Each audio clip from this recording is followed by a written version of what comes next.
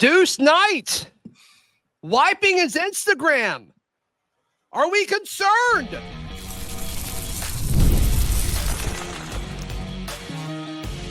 You are Locked On Auburn, your daily podcast on the Auburn Tigers. Part of the Locked On Podcast Network, your team every day.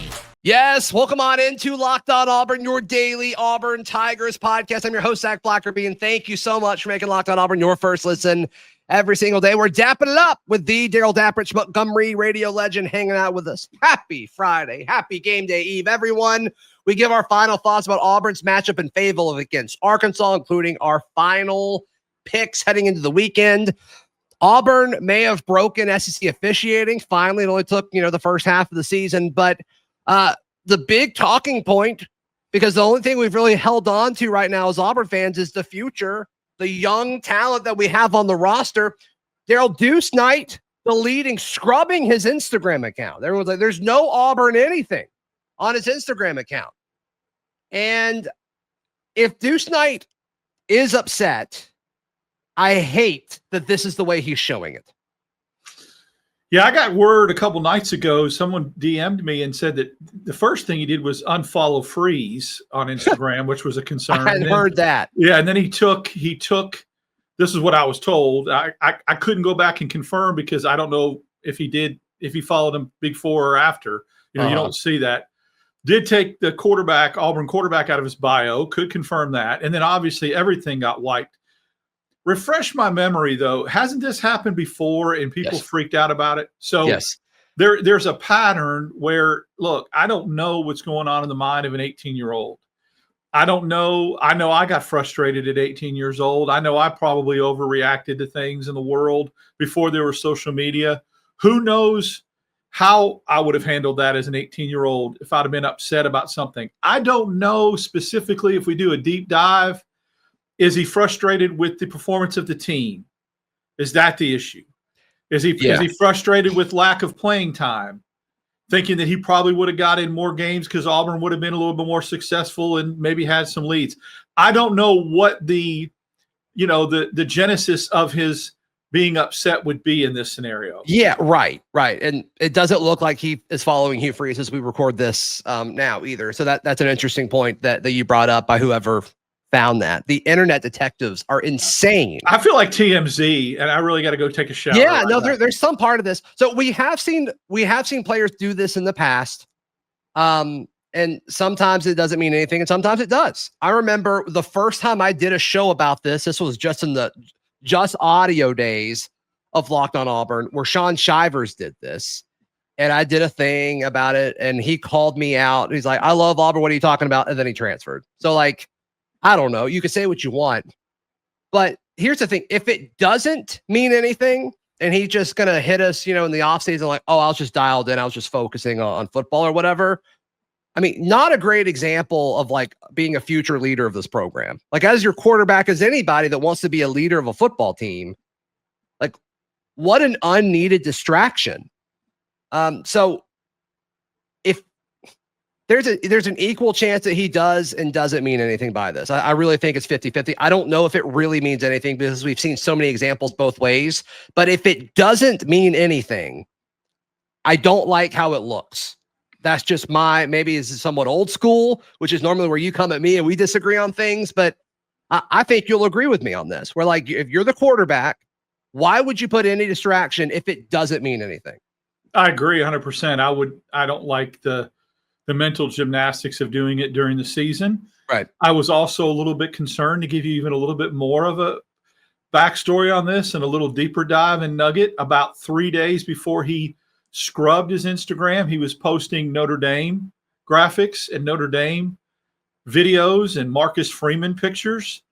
So surely there's a troll there somewhere. Now, does that mean I'm just trying to get people's attention because I'm emotional and I'm upset about something and look at me?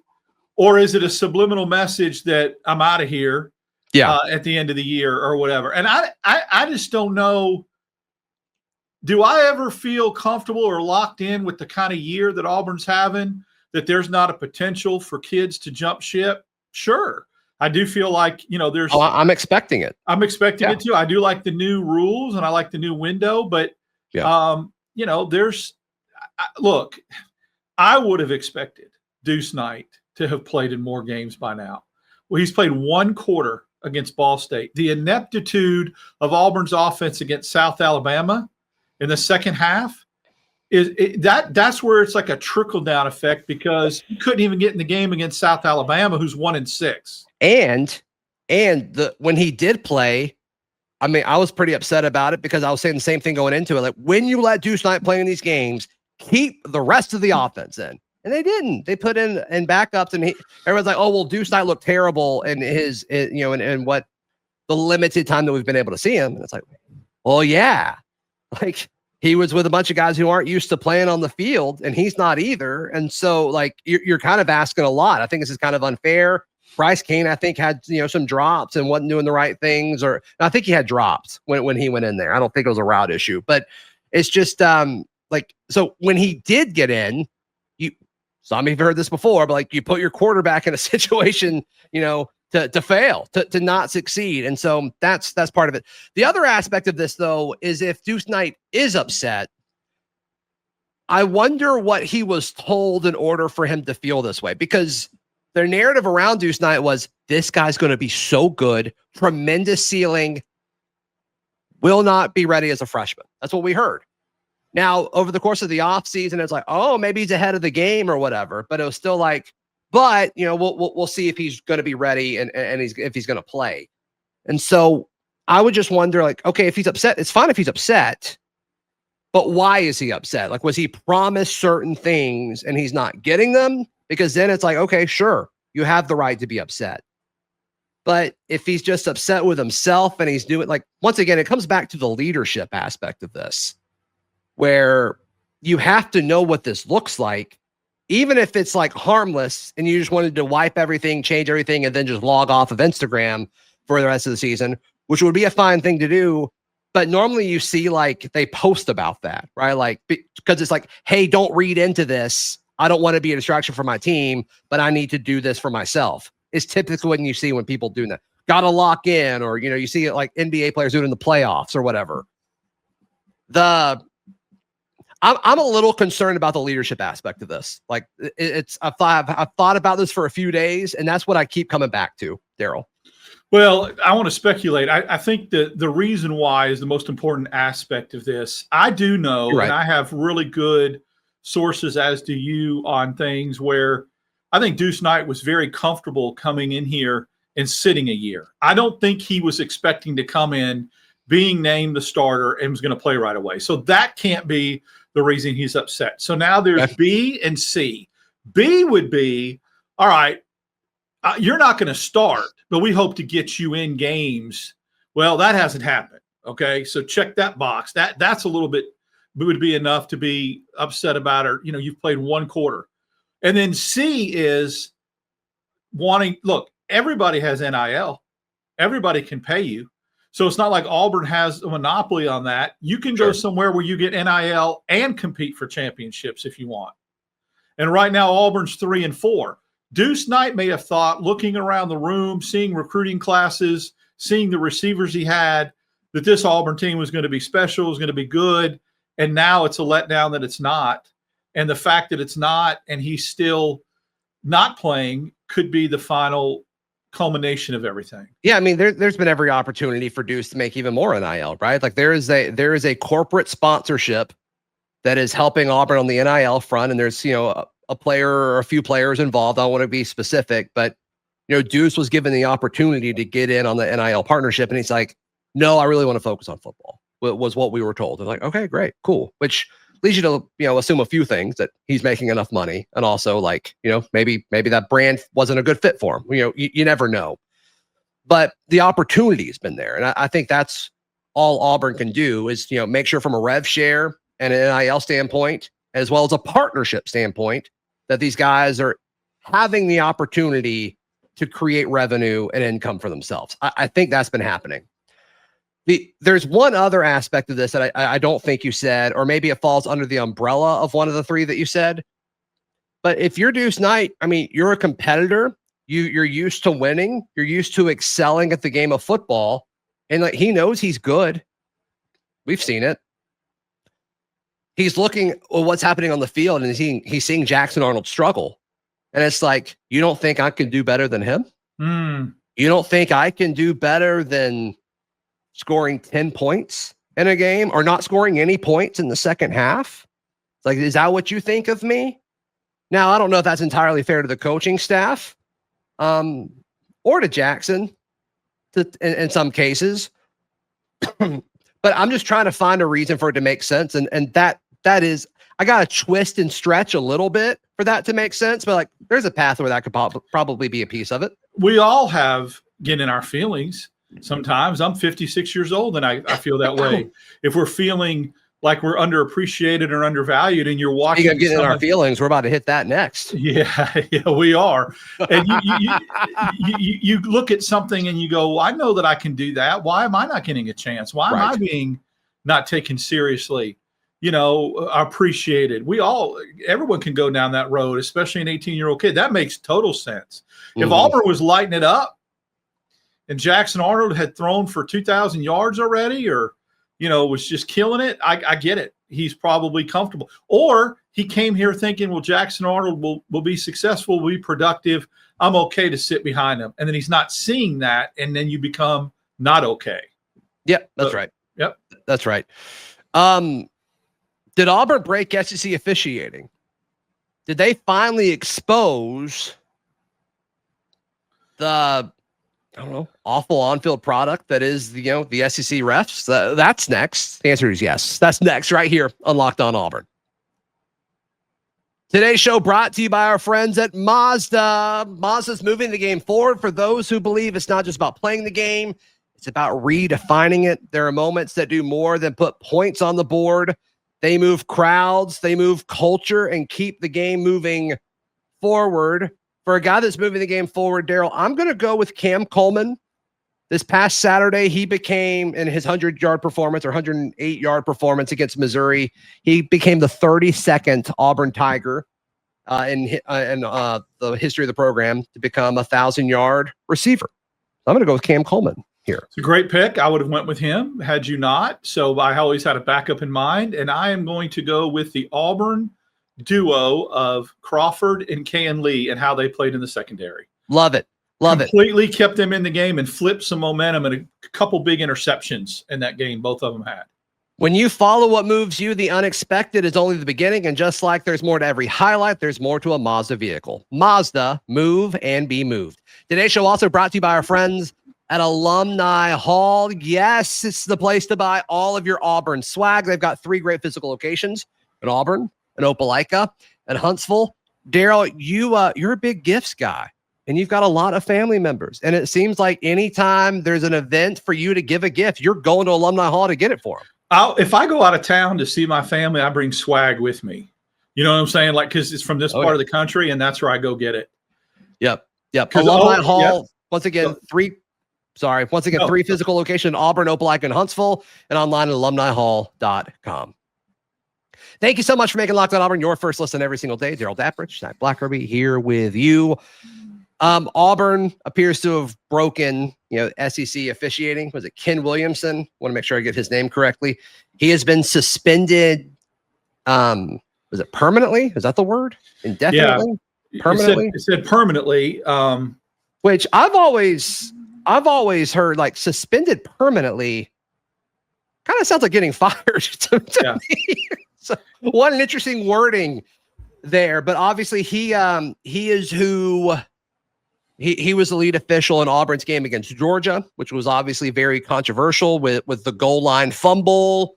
And then the following drive that was joke after joke after joke with, Kayan Lee targeting and Amaris Williams roughing the passer.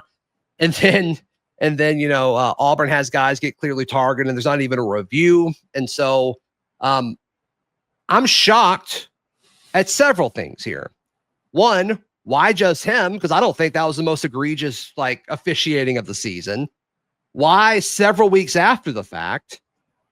And why is the SEC not really putting a whole lot of language out there on it? I've got some concerns. First of all, only one media outlet is reporting it, and that's the Yellowhammer News. And I'm waiting for the SEC or somebody to confirm it, but no one's refuted it. Okay. Where I feel like there's some, which I think is telling enough, right? Like, wouldn't the SEC be like, that's not true? Right. And then Clown Shoes Terry McCulley loses his mind on X 2 nights ago. And people say, is this true? And he's like, it's absolutely true. And he goes absolutely mental and unhinged on Twitter and starts blocking people and calling people names, cussing at people. I mean, it was the most unbelievable thing I've seen from a national figure. Well, he had really kind words for you. He did. He verbatim called me a piece of crap, blocked me, and said I had bias towards the team I covered. And obviously, all I did was say, I retweeted him and said, I'm not surprised. He's absolutely doing what the Umpires Association did with Angel Hernandez, protecting his own. And if he's calling me biased, how is he not biased with how angry and defensive he's being? I mean, it is unbelievable. Yeah, I mean, people are tweeting at him like, bro, put the phone down. You need to. So go take a stroll around the neighborhood and come back, my guy. That kind of, I think his response validated for me that something was happening. He would know. Obviously, for him to react that way, unless he's reacting to just the report and doesn't have any inner workings of knowing if it's true or not. I can't imagine that 48 hours later, the SEC wouldn't have come out and said, this isn't true. Now, to make your point about when it happened, this is interesting. And I tweeted about this. I want to give props to a gentleman named Matthew Wallace from the Auburn Villager, who was in the press box with me. Yeah, I followed him. And turned around Saturday afternoon and said, Daryl, Williamson's not on the crew today. He's supposed to be reffing Arkansas and Texas A&M, and he's got pulled. He's not on there. So, they come out with assignments ahead of time, right? And then they list the officials game day. So I'm all for giving people credit on that. And he called that like before the Auburn game even kicked off. So they did not let him officiate. He officiated the Auburn-Georgia game. Apparently, he was supposed to officiate Arkansas, Texas A&M. He got pulled. And then they come out 4 days later with this report. I'm with you, Jeff Heeser, the lead official referee in the Oklahoma game, which was, to me, more egregious than the Georgia game with some of the calls. I think he didn't call the next week, but we've not heard anything about permanent suspension for him. We haven't heard anything about, look, we can talk about the officials all we want. Birmingham's just as bad. The review crew had to be made up of Ronnie Millsap, Stevie Wonder, and Ray Charles, period. Every single one of them.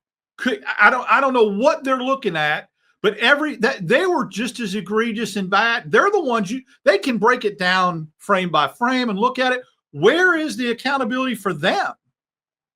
I don't get that in both scenarios against Georgia and Oklahoma. Did they get suspended? Did they get pulled off of working games? Right. So, and the other thing, Zach, here's the amazing part. Number one, that this just happened blows me away because I never thought in my lifetime I'd see this. Sure. The report said there were 11 disputed calls. Auburn was right, or the officials found Auburn. We don't know if some of those calls went against Auburn too. Let's not make the assumption that they're all pro Auburn. Okay. There may have been a couple calls that benefited Auburn, that like the blindside block, perhaps, to me was a total makeup call, right? That on Deuce. So let's assume most of them obviously went against Auburn. 9 of the 11 were found out to be valid by the SEC. 9 of 11. And I would have to think that the only one that was really affected scoring was the, over the plane of the goal line. But things matter. You go down the field, you extend drives, they lead to scores. So that's unprecedented. If that report is true, 9 of 11, that's a lot to submit, and to get 9 wrong.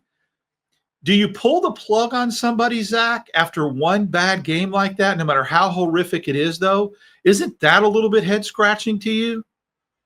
Yes. It is to me too. Unless there's a history there of him just consistently grading low, and there were some previous suspensions that we don't know anything about, like he got pulled off a crew, or how they get punished is they don't get eligible to do postseason games or bowl games, right? You'd never know how that played out if he didn't do well during a regular season, didn't get evaluated high, then he didn't get to do a bowl game. We don't know if there was a pattern. It would seem awfully strange to have one bad game, as horrific as a game as it was, to just get permanently suspended. And here's I had a couple bullet points. We may have to even go a little bit over. Okay, 3 things. Number one. Is this all about officiating? Yes. Okay. This doesn't make me feel any better.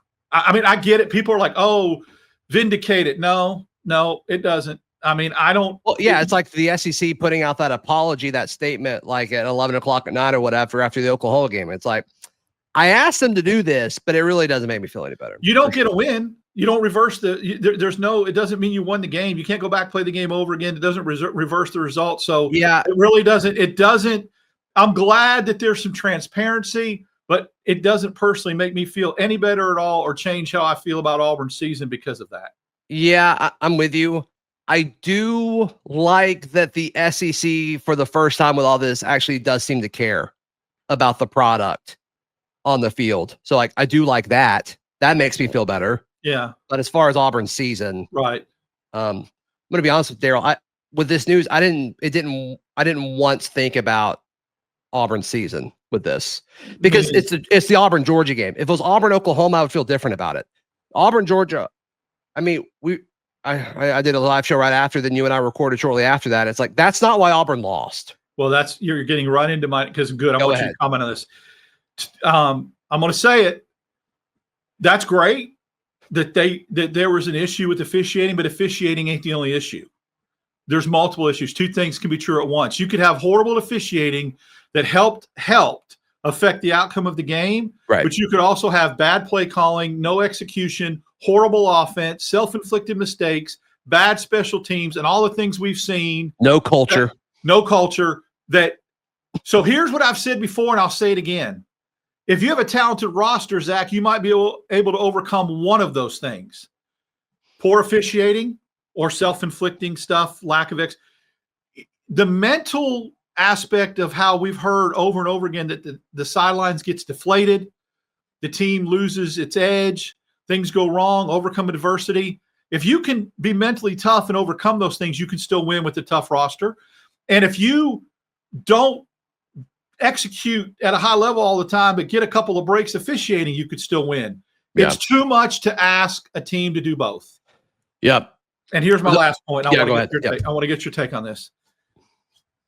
When McCauley came out and said what he said about what he feels like the SEC officiating crew should do in solidarity of his brother and boycott games and show up late for games and all that kind of stuff, it tells me that there's a mindset of a vendetta. I don't care what people talk about. For years, people have said it's never personal. It's not personal. These officials don't care who wins. They don't take it personal. They don't get mad. They don't carry their feelings on the field. Bull crap. If you say something like that and you're on NBC as a rules analyst and you were an NFL official, God forbid whatever NFL head coach ever made him mad on the field, do you feel like because of what Cohen did and him calling Cohen out by name, hopefully you don't see any retribution from future crews? Yeah. Once again, like I read that and thought there was an issue, but it's a different issue. And one I still think you'll agree with is if you think, oh, okay, well, if all officials can just band together and do whatever they want, there is a level of like, no matter what I do, I'm going to be okay. No matter how I perform, I'm going to be okay. And like, that shouldn't be the case. That shouldn't be the case at all. Like, there should be accountability based on your performance. So that's how I took that. I don't disagree with what you said either, for sure. It's just amazing that you peel back the curtain a little bit and, they're human beings. They have emotions. They get mad. They hold grudges. I don't want to hear anymore. Oh, they don't. They're professionals. They put that aside. Anybody that's watched any basketball games can tell officials hold grudges and have it in for certain coaches, period. And I'll go to my grave thinking that. And anybody that says otherwise, feel free to believe how you want to believe. But that right there shows the mindset of some people that were officiating. Oh, you want to do this to us? Let's do this to you. And right. It should never be that way. Right. we'll see what happens moving forward.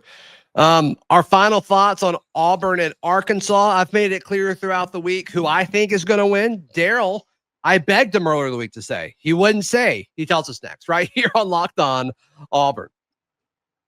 Today's show brought to you by our friends at DoorDash. Time to look back and crown this week's MVP on Who Delivered, powered by DoorDash. Just like you can win every Saturday with DoorDash Streaks, saving more every time you order. These players delivered when it mattered most. Let's break it down. I'm going with your boy. I'm going with Jeremiah Cobb. What a performance by Jeremiah Cobb on the ground.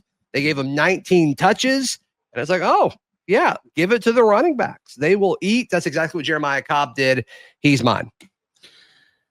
Ellis is mine. And it's the center who comes in unexpectedly, not prepared. You get thrown into the fire as a 17-year-old center, and your first drive, they score a touchdown running right behind you. Yep. Just like Jeremiah Cobb and Kale Ellis deliver for the Tigers, DoorDash delivers your Saturdays with DoorDash Streaks. You can save every Saturday you order. Stack it up all season long, and you could save up to $250, including $100 in DoorDash credits. Order this Saturday. Keep the streak alive. Fuel your game day only with DoorDash. Terms apply. Promo period through November 18th. Today's show also brought to you by our friends at FanDuel. FanDuel is America's #1 sportsbook. Daryl, you know this. They've been running this promotion all season. Nail your first $5 bet. You get $300 to use throughout the app. That is incredible. The line has moved again. Remember, this line opened at 1.5. Auburn was a 1.5 point favorite. Then for most of the week, it sat as Auburn as a 1.5 point dog. Arkansas is now favored by 2.5 points. It is shifting more and more in Arkansas's favor. If you want to get in on the action, head over to FanDuel right now. Once again, bet $5. You can win a bonus $300 as that first bet hits. So what are you waiting for? Visit FanDuel.com to download the FanDuel app today to get started. Final few minutes on this edition of Locked on Auburn. I've said all week, I think Arkansas wins this game. I think my number has been 24-21. I haven't seen anything to make me think differently. If anything, I would actually probably give Arkansas a few more points. I just think over the course of 60 minutes, I just don't feel good about it. Daryl, I just don't feel good about this matchup for Auburn. What say you? I'm sticking to my guns this time. Okay. I'm not wavering. Arkansas 24, Auburn 21, just like you. Wow. Let me give you the thought process. Auburn's been Please. averaging holding opponents 13 points less than their scoring average. Right at Arkansas is averaging about 37 a game. I could see a scenario of Taylor Green, second greatest passer in the conference. I could see a scenario where Arkansas puts 24 up on Auburn. I do see a scenario where Auburn has a little bit more offensive output than they've had in the last few games. But until they show me they can get into the 30s again and that they can get to lead, Auburn's taken the lead, but they haven't done like they've done against Baylor where they've made it a 2-score lead. That 2-score lead is invaluable. That's the magic wand, the magic number. Once Auburn takes a 2-score lead in a game, like they did against Baylor, like they finally did against Kentucky last year, like they did against A&M last year, that seems to be the elixir, the formula for them to hold on and win. So I have to see it to believe it. I'm going 24-21 as well. A common thing, Daryl, sorry to cut you off, a common thing that I've heard throughout this week, and some I've heard in other places, and some they've said it to me on this show, or on Brad Law brought it up on Village Vice, is Auburn should be able to capitalize on these one-on-one matchups against Arkansas. And I 100% agree, because Arkansas's defense stinks. It's like historically bad. It's awful. The issue with that is I don't trust Auburn's offense to be able to capitalize, because they look at opposing defenses and there's clear weaknesses that every other offense of that team has played all season has used. A&M against the run, for example. Auburn sees that and it's like, okay, this defense that we're playing against, not good against the run. We're not going to give it to a running back in the first quarter. Or you look at Georgia and it's like, okay, that corner against Cam Coleman, clear mismatch. Same with Oklahoma against Cam Coleman, clear mismatch. Oklahoma, they tried, to their credit. But it's like, we're not going that direct. We're not capitalizing on these clear mismatches and weaknesses of the defense. So while people say Auburn should be able to score because Arkansas's defense stinks, I'm with you. Logically, that makes sense. But the reason I'm pushing back on that is because Hugh Freeze and the offensive staff, they don't appear to look at the opposing defense's weakness and say, we're going to attack that. It's a great point. You would think that the most obvious road, the most obvious solution path to take would be the one you take. And it's like they overthink it, overcoach, and try to trick themselves. Oh, they're going to think we're going to run it because they're so weak against the run. We'll show them, we'll throw it. I mean, that's the kind of crap that's just so, yeah, until they show me that they're going to be able to be capitalized on somebody else's weakness and not go away from it until they stop it. I agree with you. Daryl, there's a chance that this game looks similar to last year when we went to Kentucky. There's a chance. Yeah. The difference is Arkansas's offense is significantly better than Kentucky's. Kentucky's offense was yeah, they were just bad. Other than Auburn's offense this year is one of the worst I've seen in the SEC. Right. Yeah. Yeah. So like that's the difference. But for those who don't know what I'm referring to, like they kept giving it to Jarquez over and over and over again. And that's really the only time we saw him do that with Jarquez Hunter last year, despite, how much he was running the ball against Oklahoma and they chose to not, and well documented. Is this a week where they do that, where maybe he feels like his back's against the wall and he's like, well, I want to keep coaching. Maybe I don't do my super great RPO offense every play this time. And remember, they fell behind in that game against Kentucky. You're like, everyone's like, here we go again. Right. Yeah. Good point. And then once they started giving it to Hunter, I was very surprised at the amount of patience that Freeze showed in that game, especially from behind, to go to the running game and do that. I don't know. I wish I did. I don't stinking know. I don't know what we're going to see. Yep. All I know is the very first drives look really, really good. They're really well scripted, and they usually provide much success. It's after that Auburn's got to get it figured out. Sustainability is a big thing. At the beginning of the year was the opposite. It took them a few drives to get going. Mm-hmm. So lesser competition. I mean, Baylor's defense is better than Arkansas's, right? It's like, what does that look like? I don't know. I wish I felt good about it. And like, this is a game we should feel good about. And it's really sad that we don't. So, Daryl, how can people check out everything you've got going on? Unless you're Terry McCullough, you can follow me on X, DAP6410. We had a lot of good times, fun times a couple nights ago. Check me out Wednesdays and Fridays here on Locked on Auburn. Sunday nights at 8. Daryl's worth following just from the tweets from 2 nights ago, for sure. Yeah, man. Follow him and scroll down and check that out for sure. Please like the video. Please subscribe. And don't forget, tomorrow morning, we'll drop the Locked on Auburn mega show, which is essentially a best of show of segments throughout the week to kind of get you ready for Auburn, Arkansas. It'll be an earlier kick. So maybe use it as pregame or whatever. Y'all have asked to make them longer. They're about an hour. So check that out. Have it playing in the background of your, tailgate or when you're setting up or cooking at home or whatever that might be. I'll go live right after the game. And then, of course, Daryl and I will have a show up for you Sunday morning as well. So please like the video. Please subscribe. We'll see you next time. This has been Locked on Auburn.